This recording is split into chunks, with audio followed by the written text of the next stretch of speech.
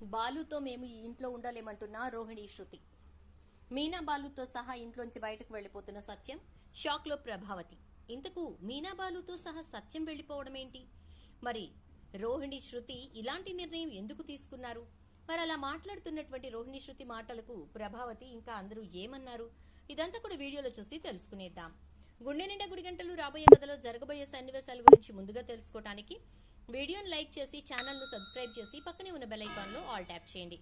మొత్తం మీదిగా శృతి వాళ్ళ అమ్మ పంపించినటువంటి సోఫా సెట్ మొత్తాన్ని బాలు వెనక్కి పంపించడంతో చాలా పెద్ద గొడవే జరిగింది. సురేంద్ర ఇక నేను చెప్పిన ప్రకారం నువ్వు చేస్తే కూతురు అల్లుడు ఇంటికి తక్షణమే వచ్చేస్తారంటూ సురేంద్ర చెప్పటంతో ఇక మాటలకు ఇక శోభ మీరు చెప్పినట్టే చేస్తాను, ఆ ఇంట్లో గొడవలు లెగిసేలా ఏం చేయాలో అదే చేస్తాను అని చెప్పేసి ఇక చక్కగా పనిగట్టుకొని షాప్ దగ్గరికి వచ్చి సోఫా సెట్ మొత్తాన్ని రిటర్న్ ఇస్తుంది. అలా ఇచ్చి ఇక డబ్బుల సంగతి తర్వాత చూసుకుందాం అని చెప్పని అనేసరికి అని అంటూ ఇది నేను మీకు ఇచ్చిన గిఫ్ట్గా మీ షాప్లోనే ఉంచండి అని అంటుంది. థ్యాంక్స్ ఆంటీ అంటాడు మనోజ్. వెంటనే రోహిణికి కోపం వస్తుంది. ఒక్క 10 నిమిషాలు ఉండండి ఆంటీ, ఇప్పుడే వస్తాను అని చెప్పేసి గబగబా వెళ్ళి తన పుస్తల తాడు తాకట్టు పెట్టి డబ్బు తీసుకొచ్చి ఇక శోభ చేతికి ఇచ్చేసరికి శోభ ఇక అక్కడి నుంచి వెళ్ళిపోతుంది.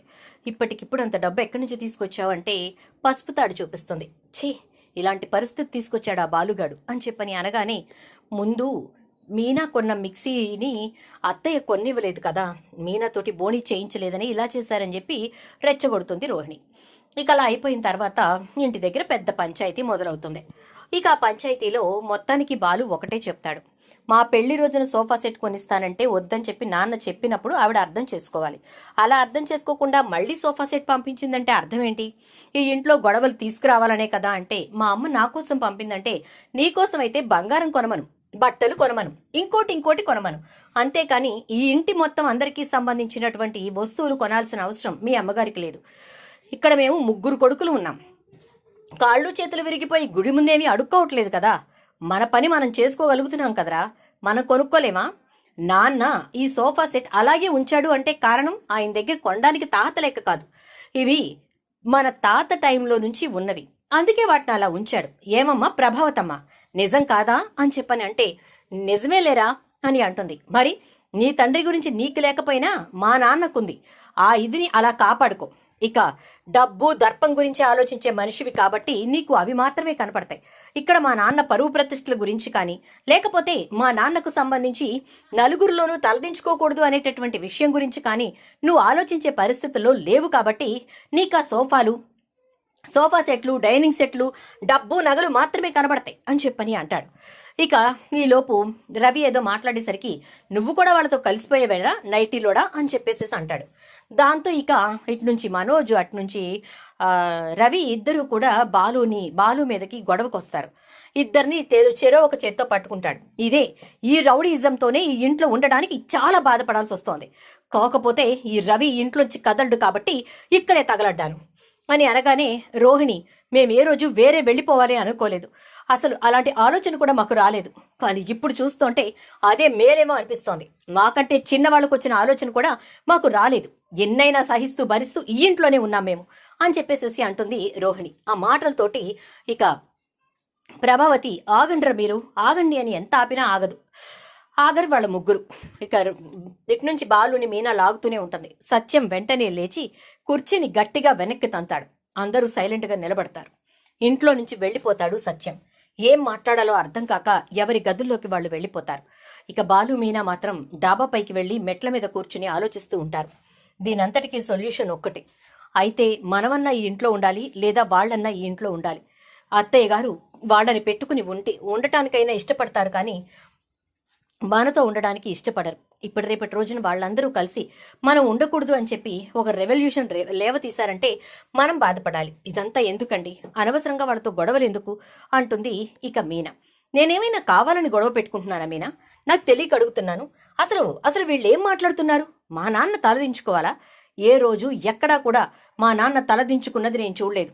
కేవలం ఆయన చేసిన ఒకే ఒక్క పొరపాటు మీ నాన్నగారు ఆయన బస్సు కింద పట్టడం వల్ల ఆ పొరపాటు సరిదిద్దుకోవటానికి కూడా ఆయన వెనకాడకుండా తన కొడుకు జీవితాన్ని ఏమాత్రం ఆలోచించకుండా ఆ పొరపాటును సర్దిద్దుకోటాకు ఉపయోగించారు అనగానే, అవునండి నేను కాదనట్లేదు, కానీ ఇంత గొడవ అవసరమా అంటుంది మీనా.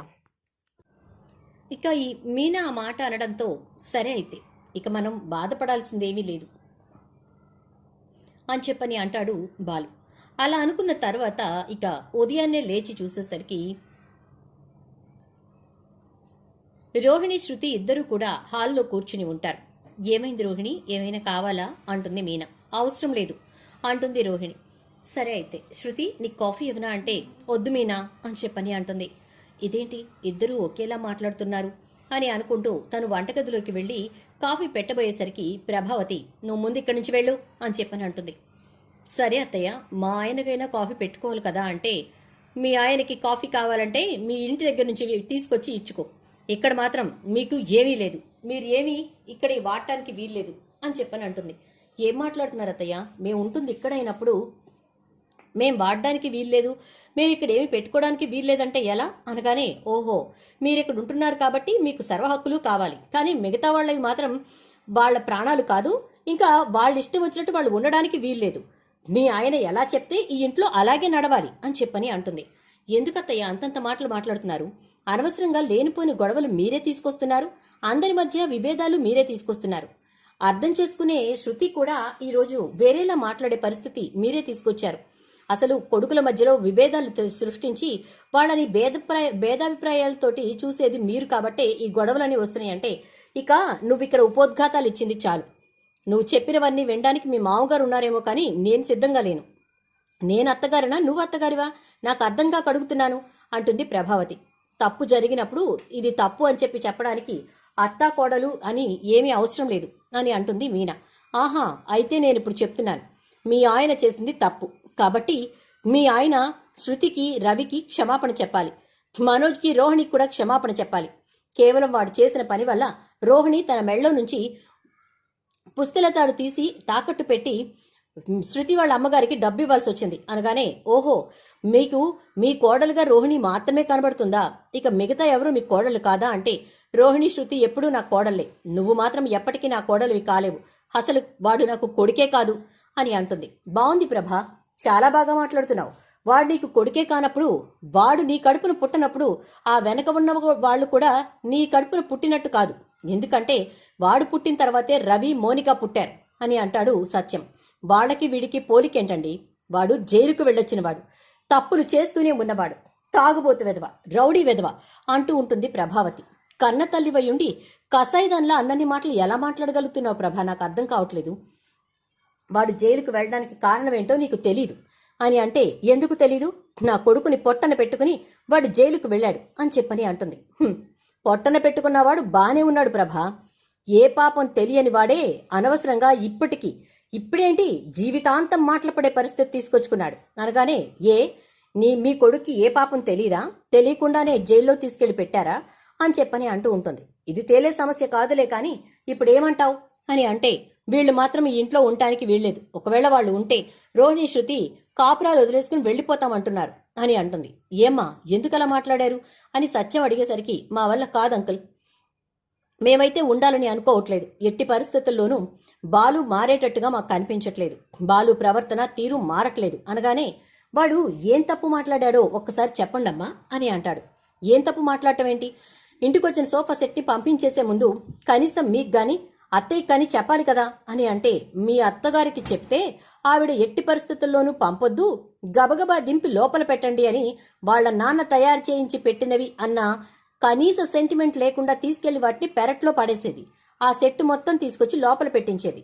నేను చూస్తే ఖచ్చితంగా బాలు ఏం మాట్లాడాడో అదే మాట మాట్లాడి వెనక్కి పంపించేవాణ్ణి, ఆ మాటే బాలు మాట్లాడాడు, అందుకోసమే నా మాటే వాడి మాట కాబట్టి, వాడి మాట ఎప్పుడూ పర్ఫెక్ట్గా ఉంటుంది కాబట్టే వాడు వెనక్కి తీసుకెళ్ళిపోమని చెప్పాడు, మరి దాన్ని మీరెలా తప్పుపడుతున్నారు, నాకు అర్థం కాక అడుగుతున్నాను అంటాడు సత్యమైతే. ఆ మాటలు విన్నటువంటి రోహిణి, శృతి ఇద్దరూ కూడా, సరే మావయ్య గారు మీరన్నదే కరెక్ట్ అనుకుందాం, బాలు మీ మాటగానే చెప్పాడు అనుకుందాం, అంటే ఈ ఇంట్లో బాలు చెప్పిందే వేదమా అని చెప్పని అంటే, బాలు చెప్పింది వేదం కాదు, నేను చెప్పిన మాట ప్రకారం ఈ ఇల్లు నడవాలి కాబట్టి, నా మాట వాడి మాట ఈ విషయంలో ఒకటే అయ్యింది కాబట్టి అదే జరగాలి అంటున్నాను, తప్పే ఉంది అని చెప్పి సత్యం అంటాడు. సరే అంకుల్, మీరన్నట్టుగానే బాలు మాట మీ మాటే చెల్లుతుంది, మేమిక ఈ ఇంట్లో ఉండం అని చెప్పని అంటే దానికి ఇదే పరిష్కారమా అని అంటాడు సత్యం. అయితే ఇది పరిష్కారం, లేదంటే బాలు మీనా ఇంట్లో నుంచి వెళ్ళిపోవాలి, అది పరిష్కారం అంటుంది శృతి. ఆ మాటలు విన్నటువంటి సత్యం ఇక వెంటనే ఏం చేయాలో అర్థం కాక ఇక ప్రభావతితోటి, ఇదే కదా నువ్వు కోరుకుంది, ఇలా జరగాలనే కదా ఇంత శ్రమ పడింది, జరుగుతోందా, నువ్వు అనుకున్నదే జరుగుతోందా అని అంటాడు. ఏం మాట్లాడుతున్నారండి, ఇలా జరగాలని నేను మాత్రం ఎందుకు అనుకుంటాను, నాకేమన్నా సరదానా ఏంటి, అసలు మీరు మాట్లాడే మాటలకి జరుగుతున్న దానికి ఏమైనా సంబంధం ఉందా అని చెప్పని అంటుంది. అదంతా నాకు తెలియదు ప్రభా, గొడవ జరుగుతున్నప్పుడు ఆపాల్సిన బాధ్యత నీది, ఆపకపోగా ఇంకా వాళ్ళ మధ్య చిచ్చు పెడుతున్నావు. ఇప్పుడు నువ్వు వెళ్ళి వంటగదిలో కూర్చుని వంట చేయటం మొదలుపెట్టావు. ఎన్నాళ్ళు చేస్తావు, ఎన్ని రోజులు చేస్తావు, మహా అయితే మీనా ఇంట్లోంచి వెళ్ళిపోయే వరకు, ఆ తర్వాత రోజునే మొదలు పెడతావు వంట మనిషిని పెట్టమని చెప్పి. పెళ్ళైన ఎన్ని సంవత్సరాల్లో ఎన్నేళ్లు నువ్వు సరిగ్గా వంట చేసావో చెప్పు. అప్పట్లో 4 పిల్లల్ని నేను పెంచి పోషించాలి కాబట్టి నా వల్ల కాదు, నాకు వంట అమ్మాయిని పెట్టండి అని పని మనిషిని ఇంట్లో పెట్టించుకున్నావు. ఆమె ఇంటి పనులు చేసి వంట పనులు చేసి వెళ్లేది. అలా నీకు ఇంతకాలం గడిచిపోయింది. మీనా వచ్చిన తర్వాత నువ్వు అసలు వంటింటి ముఖం చూడటమే మానేశావు. ఎప్పుడైనా చేస్తే అడపాదడపా మా అమ్మ దగ్గరికి వెళ్ళినప్పుడు. పెళ్ళైన ఇన్ని సంవత్సరాల్లో మా అమ్మ దగ్గరికి వెళ్ళి మా అమ్మ దగ్గర నువ్వు కాపురం వెలగబెట్టింది ఎన్నాళ్ళు? తిప్పి తిప్పి కొడితే 1 సంవత్సరం కాలం కూడా ఉండదు. మరి ఇంకేంటి నువ్వు మాట్లాడుతున్నావు? సరే చేసుకో, నువ్వు అంత సరదా పడి వంట చేసుకుంటానంటే నేను మాత్రం ఎందుకు వద్దంటాను అంటాడు సత్యం. అంటే ఏంటి మీరనేది? అయితే నన్నన్న వంట చేసుకోమంటారు కానీ బాలు మాత్రం మారడు అని చెప్తున్నారా అని చెప్పనంటే, మారతాడు, బాలు మారతాడు, మీనా మారుతుంది, సరేనా? వాళ్లతో పాటు నేను కూడా మారతాను అంటాడు. ఏం మాట్లాడుతున్నారండి, మీరు మారడం ఏంటి అని చెప్పని అంటుంది. చూద్దు గాని, కంగారు పడకు అంటూ, అమ్మ మీనా నువ్వు వెళ్ళి బాలుని పిలుచుకురా అని చెప్తాడు సత్యం. అలా అనేసరికి రోహిణి శృతి ఇద్దరూ కూడా ఏం జరుగుతోంది నాకేం అర్థం కావట్లేదు అని అనేసరికి మీనా వెళ్ళి బాలుని పిలుచుకొస్తుంది. ఏంటి నాన్న రమ్మన్నావంట, నాకు ట్రిప్పుకి వెళ్ళాలి అని చెప్పని అనేసరికి, ఇప్పుడు నువ్వు ట్రిప్పుకి వెళ్ళటం కంటే ముఖ్యమైన పని మరొకటి ఉంది అని అంటాడు. ముఖ్యమైన పనా? ఏంటి నాన్న అని చెప్పని అనగానే, ఏంటంటే నువ్వు అర్జెంటుగా చేయవలసినటువంటి పని ఒకటి ఉంది. ముందు నువ్వు నీ భార్య ఇద్దరూ కలిసి మీ గదిలోకి వెళ్ళి మీ బట్టలన్నీ సర్దుకుని బ్యాగులు తీసుకుని కింద పెట్టండి. ఆ తర్వాత నా గదిలోకి వెళ్ళి నా బట్టలు, ఇంకా నా బ్యాంక్ పాస్బుక్స్, పెన్షన్ పుస్తకం మొత్తం అన్నీ కూడా బ్యాగులో సర్ది తీసుకొచ్చి ఇక్కడ పెట్టండి అని అంటాడు. ఏంటండి వాళ్ళ బట్టలు సర్దుకోమన్నారు, సరే మీవన్నీ ఎందుకు అనగానే, ఇక నువ్వు మాట్లాడకు ప్రభావతి, ఎందుకంటే నీకు మాట్లాడటానికి ఇంతసేపు నేను ఛాన్స్ ఇచ్చాను, కానీ నువ్వు మాట్లాడడం కాదు కదా, నువ్వు చేసిన పని వల్ల, నువ్వు మాట్లాడిన మాటల వల్ల నా మనసు విరిగిపోయింది. నీకు కేవలం బాలు మాత్రమే శత్రువు. బాలు శత్రువు కాబట్టి బాలు భార్య కూడా నీకు శత్రువే, అంతే తప్ప ఎట్టి పరిస్థితుల్లోనూ జీవితంలో వాడు నా కొడుకని ఒప్పుకునే పరిస్థితి కానీ, లేదా వాడు నా కొడుకు అని చెప్పేసి చెప్పుకునేటటువంటి పరిస్థితి కానీ నీ దగ్గర నాకు కనిపించట్లేదు. కాబట్టి నువ్వే ప్రశాంతంగా నీ 2 కోడళ్లతో, నీ 2 కొడుకులతో సంతోషంగా ఉండు అని అంటాడు. మరి మీరో అని చెప్పని అంటే, పోయినసారి బాలు అన్నాడు మేం బయటికి వెళితే మా నాన్న కూడా మాతో పాటే వస్తాడు అని చెప్పి, కానీ ఈసారి నేనే చెప్తున్నాను, నాతో పాటు నా కొడుకుని, ఏంటి నా కొడుకుని నా కోడల్ని, అవును నా కొడుకు కోడల్ని తీసుకుని ఇంట్లోంచి వెళ్తున్నాను అని చెప్పని అనగానే, ఏం మాట్లాడుతున్నారు మీరు ఇంట్లోంచి వెళ్ళిపోవడం ఏంటి అంటుంది ఇక ప్రభావతి. ఏ వెళ్ళక ఏం చేయమంటావు? నీకు పడంది బాలు మీనా, వాళ్ళిద్దరూ ఉండకుండా ఉంటేనే వీళ్ళిద్దరూ ఉంటాము అంటున్నారు. మరి అటువంటప్పుడు ఇంతమంది ఇంట్లోంచి వెళ్లే బదులు మేం ముగ్గురమే వెళ్ళటం మంచిది కదా అని చెప్పని అంటాడు సత్యం. మీరు వెళ్ళడం ఏంటండి, ఏమే మొత్తానికి మీ మామగారిని కూడా నీ వైపు తిప్పేసుకున్నావు, నువ్వు చెప్పిందే వినేలా చేసేసావంటే ఏం మాట్లాడుతున్నారు మీరు, బుద్ధుందా మీకు అని చెప్పని అంటుంది మీనా. నా బుద్ధి నెంచేంత పెద్దదానివయ్యావా అని అంటూ ఇక ప్రభావతి మాట్లాడుతూ ఉండేసరికి, లేకపోతే ఏంటత్తయ్యా, వాళ్ళిద్దరూ ఇంట్లో ఉండము అని చెప్పని అనడమేంటి, మామయ్య గారి ఇంట్లోంచి వెళ్ళిపోతాము అనడమేంటి, అటు తిరిగి ఇటు తిరిగి ఇదంతా నా వల్లే అన్నట్టుగా మీరు నన్ను అనడమేంటి అని అంటుంది. నిన్నే అంటాను, ప్రతిదానికి నిన్నే అంటాను, ఎందుకంటే దీనంతటికీ కారణం నువ్వే కాబట్టి అని అనగానే, అవునవును నేనే కారణం, మీ అబ్బాయిని లక్షలు ఎత్తుకుపోమని చెప్పింది నేనే, గుడి ముందు కూర్చుని అడుక్కోమని చెప్పింది నేనే, పార్కులో పడుకుని పల్లీలు తినమని చెప్పింది నేనే, అన్నిటికీ నేనే కారణం అని అంటే, ఎందుకు మీనా నా భర్త గురించి మాట్లాడుతున్నావు అంటుంది. ఓహో, నీ భర్తని నీకు ఇప్పుడు గుర్తొచ్చిందా? పొద్దున్నే లేచి నన్ను కాఫీ పెట్టేవమన్నప్పుడు నీ భర్త నీ గుర్తుకు రాలేదా? క్యారేజీలోకి చికెన్లు మటన్లు వండమని చెప్పి అత్తయ్య గారు చెప్పినప్పుడు నీ భర్తని నీ గుర్తుకు రాలేదా? నా భర్త అంట, నా భర్త. ఏ, నన్ను అనవసరంగా మీ విషయాల్లోకి లాగి తిడుతున్నప్పుడు మీ నోరులేమైనాయి ఏంటి శృతి? నువ్వు కూడా రోహిణితో కలిసి ఈ పని చేస్తున్నావెందుకు అని చెప్పని అనేసరికి ఏం లేదులే మీనా అని అంటుంది. ఎందుకంటే శృతి కావాలనే ఇదంతా చేస్తుంది. ఇలా అయినా మీనా బాలు బయటికి వెళ్లి ప్రశాంతంగా ఉంటారు అని చెప్పేసేసి శృతి ఆలోచిస్తుంది.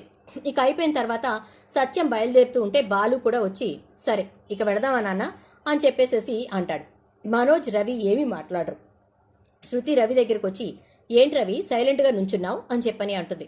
ఏం చేయమంటావు, వాళ్ళు వెళ్తున్నారు కదా, ఇక ఇక్కడ గదుల గొడవ ఉండదు, ఎవరెక్కడ పడుకోవాలి అనేది ఉండదు. ఉన్న 3 రూమ్స్లో ఒక రూమ్లో అమ్మ పడుకుంటుంది, ఒక రూమ్లో మనం పడుకుంటాము, ఒక రూమ్లో మనోజ్ వాళ్ళు పడుకుంటారు. ఇక పోయేది బాలు మీనానే కదా, వాళ్లే వెళ్ళిపోతున్నారు కదా అని చెప్పని అంటే వాళ్లతో పాటు అంకుల్ కూడా వెళ్తున్నారు, నీకు అది కనపడుతుందా అంటుంది. వెళ్తే నేనేం చేయను శృతి, వాడు ఇష్టం వచ్చినట్టు వాడు మాట్లాడొచ్చు, వాడు ఇష్టం వచ్చినట్టు వాడు కొట్టొచ్చు, కానీ అటు తిరిగి ఇటు తిరిగి ఏమి మాట్లాడకుండా నుంచున్న నాదే తప్పంటావు అని చెప్పని అనగానే అయినా బాలు కొట్టాడు తిట్టాడు అని చెప్పి మాట్లాడుతున్నావు, కానీ మా అమ్మ చేసింది కూడా తప్పే కదా అని అంటుంది. చూడు, నువ్వు ఎలా అంటే అలా మాట్లాడితే నేను ఒప్పుకోను. మీ అమ్మ చేసింది తప్పు అయితే అయ్యుండొచ్చు కాక, దానికి వీడు చెప్పాల్సిన సమాధానం అది కాదు. అలా మాట్లాడకూడదు, అసలు వీడికేం సంబంధం అని మాట్లాడతాడు, మా నాన్న మాట్లాడేవాళ్ళు కదా అని అంటూ ఉంటాడు.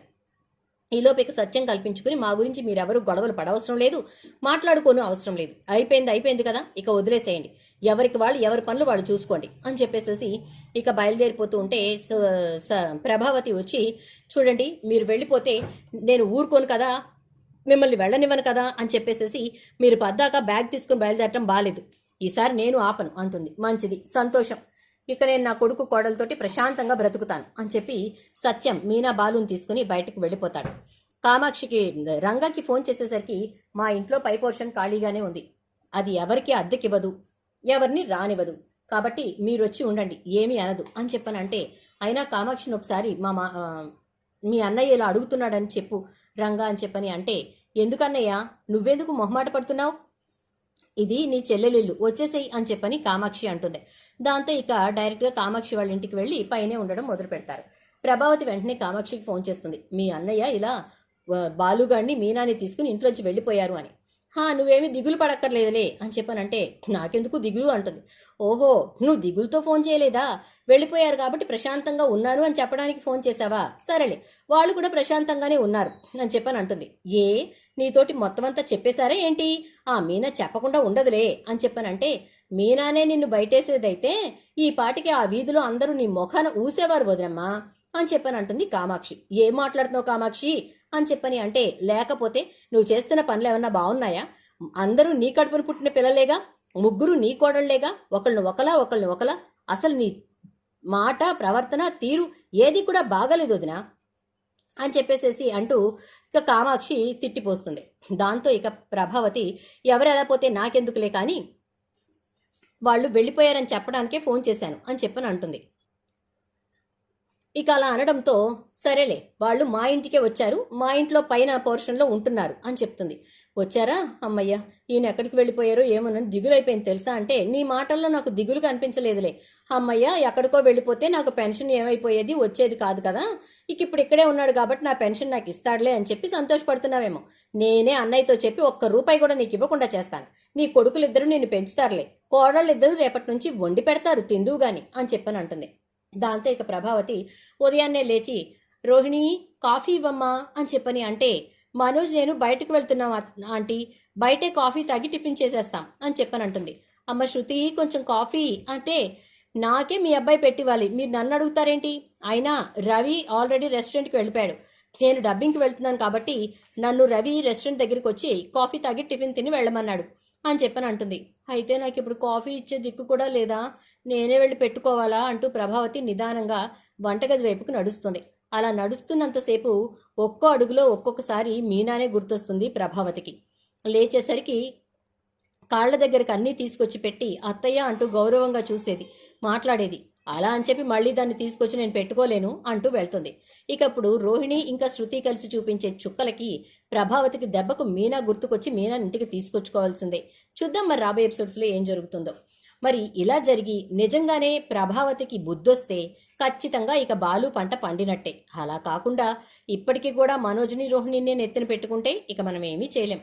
చూద్దాం ఏం జరుగుతుందో. వీడియో నచ్చితే లైక్ అయితే చేసి వీడియోని షేర్ చేసేయండి. ఛానల్ సబ్స్క్రైబ్ చేసుకోండి. పక్కనే బెల్ ఐకాన్లో ఆల్ ట్యాప్ చేయడం అస్సలు మర్చిపోకండి.